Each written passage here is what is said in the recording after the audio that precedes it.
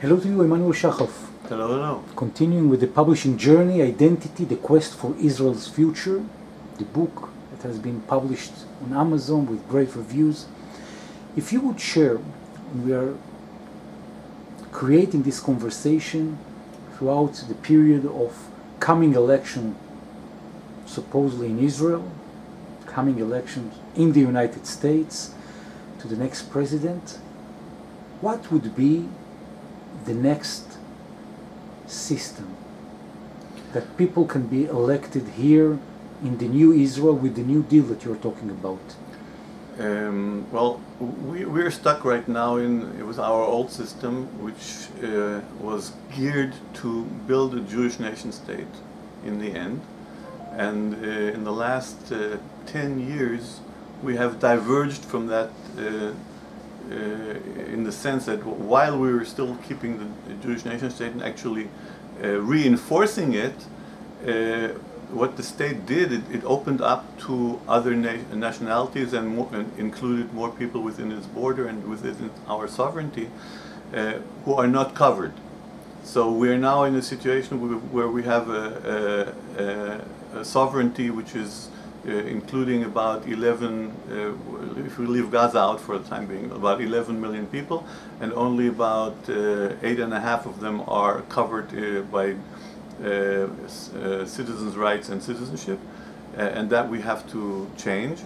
And the only real alternative under the circumstances now is to federate, is to include them, to include everybody in the sovereignty, in the one sovereignty of the State of Israel, but to give them local autonomy, and like it is in the United States or in Germany or in Brazil, in other countries where you have states that have local autonomy, regional government, and all under one constitution. And do you think that this kind of federates will practically, when you're saying that there are millions of people in the Israeli and in the occupied territories that don't have right now the right to elect for their leaders, otherwise it would be strange as it sounds, Israel using the apartheid system? Well, it's not, of course, it's not the full apartheid system, but it has the most important element of apartheid, the disenfranchisement. Okay, the moment people are not allowed or are not able to participate in the elections of the government that is in charge of them, they are disenfranchised, and that makes it possible to do all kinds of things which in the end result in something that may be apartheid. We're obviously not there yet, and in order not to get there, or in order to even, perish the thought, we have to take another way, and that's the one which will cause us to build a federation. And in that kind of federation, when there are any kind of elections, how exactly would it work? Well, in federations, you have regional elections where the country is divided into regions, into cantons or states, and elections are taking place in those states for the local government and also for the federal government.